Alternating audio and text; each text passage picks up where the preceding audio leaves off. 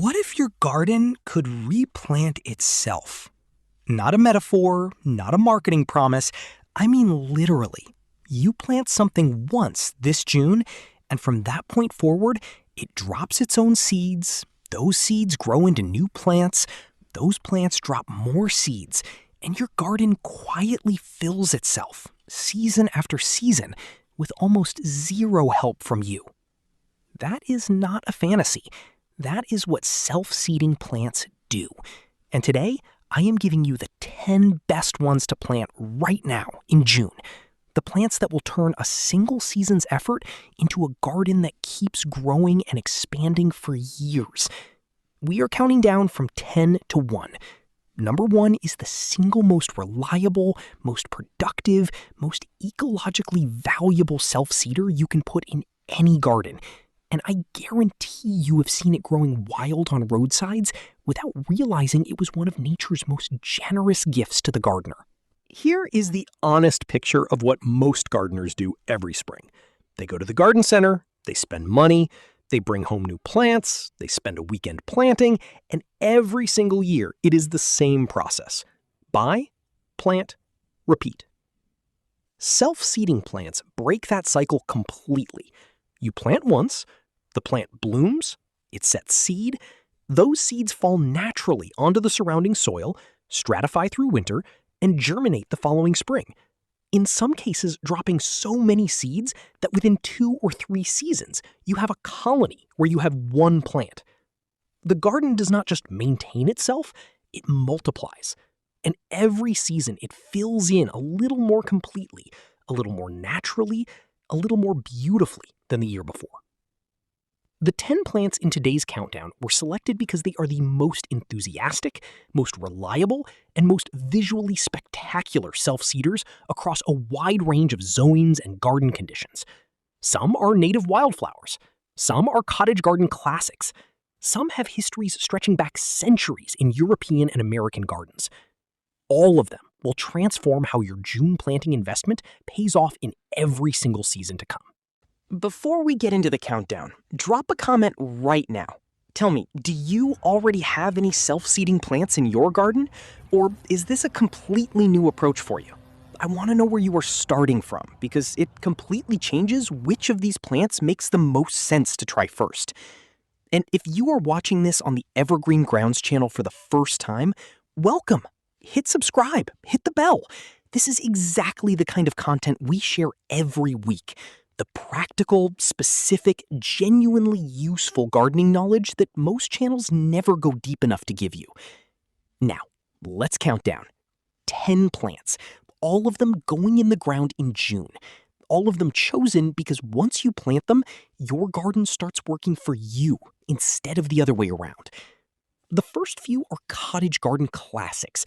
Beautiful, fragrant, and self-seeding with a generosity that borders on the ridiculous.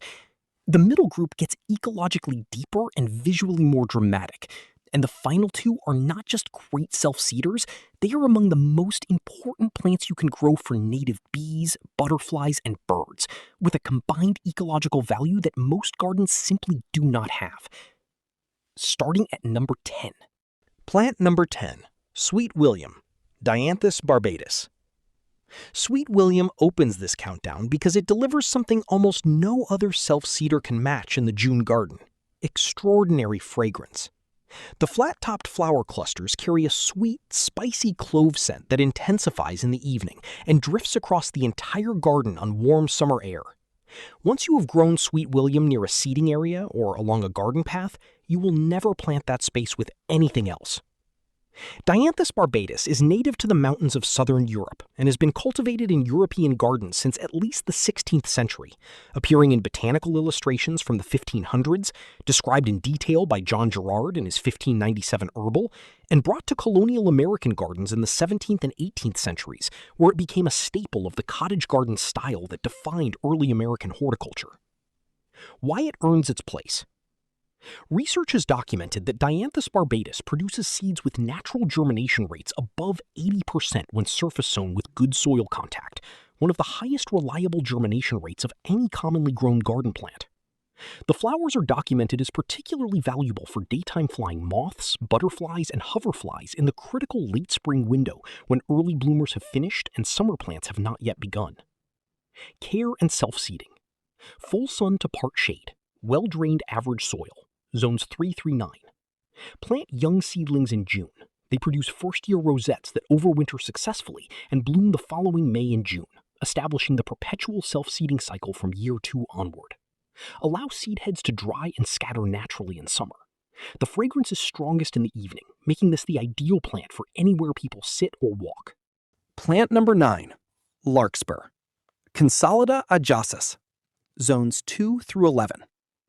Larkspur is the tall, elegant cool season self-seeder that produces some of the most saturated blues, purples, pinks, and whites in all of early summer gardening, and it operates on a self-seeding cycle so reliable that once you establish it, you genuinely never need to plant it again. Here is the remarkable historical context. Dried larkspur flowers have been found in ancient Egyptian funeral garlands from tombs dating to 1000 BCE. In Renaissance Europe, the seeds were documented in 16th and 17th century herbal manuals. It was among the very first flowers grown in colonial American gardens, appearing in seed lists and estate garden inventories from Virginia and New England from the early 1700s onward. People have been passing this plant forward through their gardens for over 3,000 years. The self-seeding cycle. The key to larkspur's remarkable self-seeding reliability is that its seeds require cold stratification to germinate, which is exactly what natural winter provides. June-planted parent plants bloom, drop seeds in summer, those seeds experience winter chilling in the soil, and germinate the following spring as rosettes that bloom again. The cycle is self-perpetuating from year 2 onward. Full sun, well-drained average soil, zones 2 through 11. Surface scatter seeds or plant directly. Larkspur resents root disturbance and should never be transplanted. Thin seedlings to 9 to 12 inches for best flower production. Do not deadhead. Allow everything to fall naturally. Important: larkspur seeds contain alkaloids toxic to cattle. Safe for ornamental garden use, but keep away from livestock areas. Plant number 8, Hollyhock, Alcea rosea, zones 3 through 9. Hollyhock is the cottage garden icon that most gardeners grow as an annual or biennial without ever realizing it will self-seed reliably in the same spot for decades. The tall, vertical stalks covered in large, silky flowers, from white through soft pink to deep burgundy and near black, give a garden its vertical axis, its sense of height, and its architectural backbone. And once established, it provides all of that year after year without any input from you. Hollyhocks are native to Central Asia and the Eastern Mediterranean and have been cultivated in Western gardens for at least 500 years. They reached England by the 16th century and became a defining feature of the English cottage garden, appearing in paintings by Constable and Monet. Early American settlers brought them to the New World as both a garden plant and a medicinal herb, using the mucilaginous roots and flowers as a soothing treatment for respiratory and digestive complaints. Care and self-seeding. Full sun and well-drained average soil, zones 3 through 9. June is the classic planting time. Young seedlings produce sturdy first-year rosettes that overwinter and bloom the following summer. Allow seed stalks to dry completely and shatter naturally, typically late summer through early fall. Seeds fall and germinate near the base of the parent plant. Grow in full sun with good air circulation to reduce hollyhock rust, a primarily cosmetic issue that does not prevent flowering and reseeding. Hummingbird note. Hollyhocks are documented hummingbird plants. The large, open flower form provides ideal foraging access. If attracting hummingbirds to your garden matters, plant hollyhocks in a position you can see from a window. Plant number 7, Viola Johnny Jump Up, Viola tricolor, zones 3 to 9. The Johnny Jump Up earns a spot on this list by doing something no other plant on it can match. It throws its own seeds. Literally. The drying seed capsule snaps open with enough mechanical force to scatter seeds up to 4 feet from the parent plant. Your viola plants are not just self-seeding, they are actively launching the next generation across your garden. The result is exactly what that behavior suggests. Within 2 or 3 seasons, Johnny Jump Ups appear throughout the garden wherever conditions suit them. In cracks between paving stones, at the base of walls, in gravel paths, under shrubs. They do not just fill the space you plant them in, they find every available niche and fill it with small, intensely colored purple, yellow, and white pansy-like flowers from spring through summer. Historical depth. Viola tricolor is native across Europe and Western Asia, and appears in Greek and Roman botanical writings, throughout medieval herbals, and, famously, in Shakespeare's A Midsummer Night's Dream, where Oberon uses the juice of the wild pansy to induce love. Early European settlers brought it to North America as both an ornamental and a folk remedy for skin conditions. Care and self-seeding. Part shade to full sun. Well-drained average soil. Zones 3 through 9. June planting establishes plants that bloom through summer and drop seeds in late summer and fall, returning as seedlings the following spring. The plants prefer cooler conditions and self-seed most effectively in dappled shade where soil stays evenly moist. Allow seed pods to form and scatter completely without interference. Research has also confirmed that viola flowers are critical early season food sources for bumblebee queens emerging from hibernation in spring, one of the first significant nectar sources available before most plants are in bloom. Plant number 6, Verbena bonariensis. Verbena bonariensis is the plant that professional garden designers reach for when they want something that does everything at once: height, airiness, extraordinary butterfly attraction, and effortless self-seeding that fills gaps across the entire garden without any planning from you. The structure is what makes it unique. Pencil-thin stems rise 3 to 5 feet, carrying tiny clusters of vivid purple flowers at the tips. The stems are so fine and transparent that you can plant verbena in front of other plants without blocking the view. It layers through a border rather than dominating it. British designer Piet Oudolf made it a cornerstone of the prairie planting style that transformed garden design in the 1990s and 2000s, and it has been one of the most copied plants in contemporary garden design ever since. The butterfly evidence. Pollinator monitoring studies in the United Kingdom have confirmed that Verbena bonariensis is consistently in the top 3 plants for butterfly attraction in temperate gardens, with painted ladies, red admirals, and cabbage whites visiting in documented numbers exceeding virtually any other common garden plant in side-by-side comparisons. Care and self-seeding. Full sun. Well-drained average soil. Hardy perennial in zones 7 through 11. In zones 5 and 6, it behaves as a self-seeding annual, returning reliably each season from dropped seeds even where the root system does not survive winter. Do not deadhead. Allow the wiry seed heads to stand through winter where they release seeds gradually. Seedlings are tiny and grass-like at emergence. Mark their locations to avoid accidentally weeding them out. Plant number 5, Columbine. Aquilegia spp. Zones 3 through 8. Columbine is the most genuinely surprising self-seeder on this entire list because the plants it produces from seed are not identical to their parents. Columbines cross-pollinate freely, and the seedlings reflect that genetic mixing. This means every new generation of self-seeded columbines introduces slightly new color combinations, slightly different flower forms, slightly different proportions of the intricate spurred blooms in shades from deep purple to pale yellow to coral and cream. Research from Colorado State University has confirmed that columbine populations naturally cross-pollinate and produce genetically diverse seedlings, which is why self-seeded columbines consistently differ in color from their parent plants. Plant a few named varieties together, and within 3 seasons, you will have a naturalized columbine planting in colors no nursery could have designed. Historical roots and pollinators. Thomas Jefferson grew columbine in the flower beds at Monticello. Native columbine species grow wild across North America, Europe, and Asia. Studies have documented that the long nectar spurs specifically attract hummingbirds and hawk moths in spring. The flower architecture is a direct evolutionary response to those pollinators. Care and self-seeding. Part shade to full sun. Well-drained, humus-rich soil. Zones 3 through 8.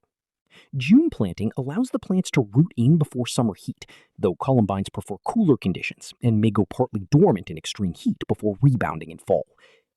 Allow the papery seed pods to dry completely on the plant, typically through July, before they split and scatter. Do not deadhead if you want self-seeding. Seedlings appear in fall or spring. Plant number 4, Foxglove. Digitalis purpurea, zones 4 through 9.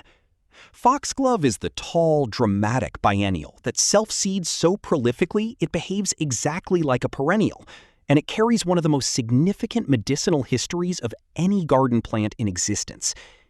In 1785, English physician William Withering published his landmark treatise documenting the use of digitalis extracted from foxglove leaves to treat heart failure and edema.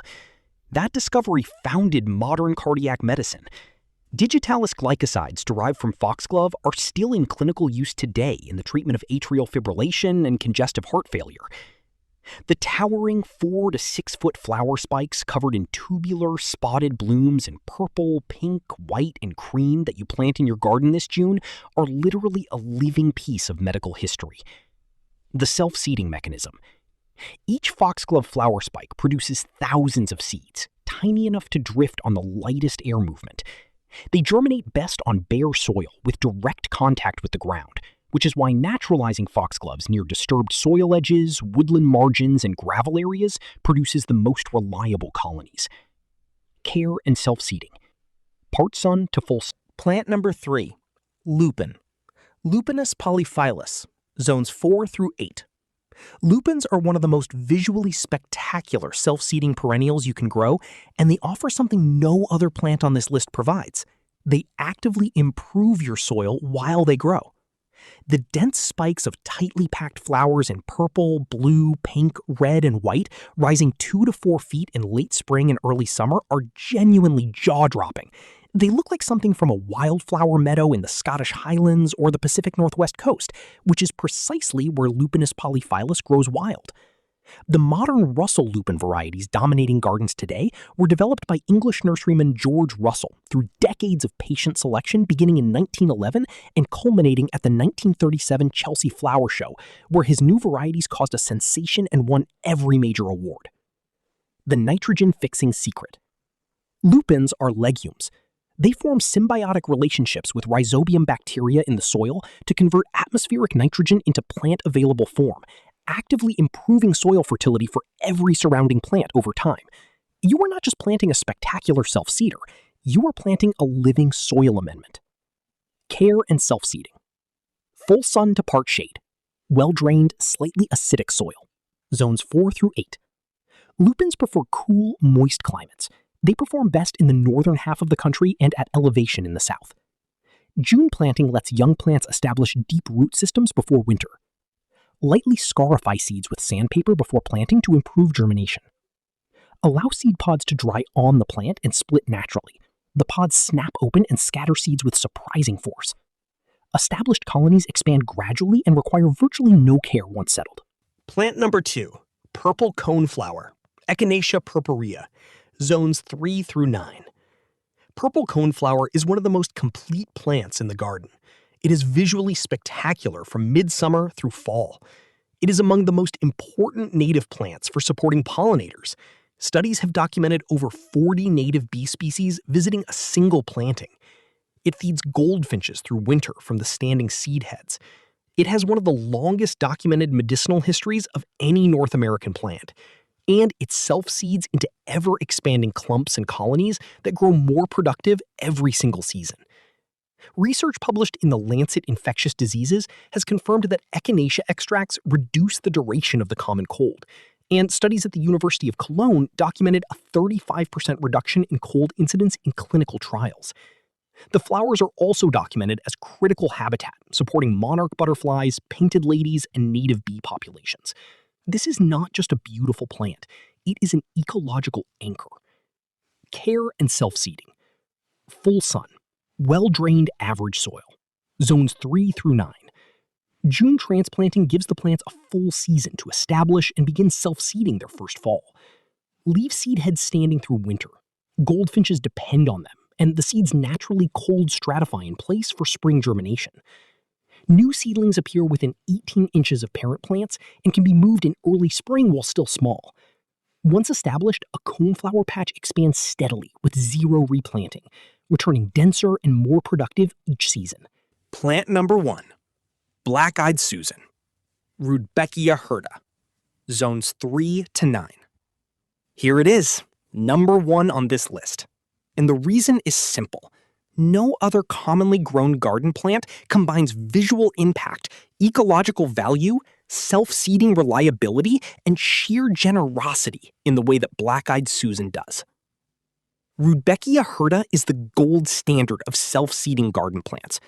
The bright golden yellow flowers with deep chocolate brown centers bloom from midsummer through fall, drop thousands of seeds per plant, and return thicker and more abundant every single year without any work from the gardener. University extension research across the Midwest has confirmed that Black-Eyed Susan seeds have very high germination rates when they fall naturally onto bare or lightly disturbed soil and experience natural winter cold stratification. Studies have also documented the flowers among the most valuable native plants for supporting native bee populations, with over 40 bee species recorded visiting a single planting. It is the state flower of Maryland. It was widely planted in European gardens after colonial-era explorers brought it back across the Atlantic, and it colonized prairies, roadsides, and open meadows across the central and Your June planting blueprint. 10 plants, 1 June planting session. Here is exactly how to deploy them together for maximum self-seeding impact across your entire garden. Layer by height. Foxglove, Lupin, Verbena bonariensis, and Hollyhock at the back and mid-border. They provide vertical structure and dramatic presence. Black-Eyed Susan, Echinacea, and Larkspur fill the middle. Sweet William, Columbine, and Viola cascade at the front edges and into paths and crevices. Layer by season. Sweet William and Columbine give you late spring and early summer. Verbena, Larkspur, and Foxglove peak through midsummer. Echinacea and Rudbeckia carry you from midsummer through fall, long after everything else has peaked. Viola fills in wherever it finds a niche, from spring through summer. No gaps, no bare spots. The single most important rule: stop deadheading. Every time you remove a spent flower head before it sets seed, you interrupt the self-seeding cycle. Leave it. The plants know what they are doing. The seed heads feed birds through winter and produce next year's garden. Your job after June is to get out of the way. That is the entire strategy. Plant these 10 in June, stop deadheading, and your garden will do the rest. Year 2 will be better than year 1. Year 3 will be better than year 2. That is the self-seeding promise, and every single one of these plants will keep it. 10 plants, 1 month, a garden that fills itself every season from here forward. Go back to your comment, the one you left at the start of this video about your garden right now. Tell me which of these 10 you are planting first this June. I will be reading every single response. If this video gave you one plant you did not know about, one approach that changes how you garden, share it. That is how this community grows.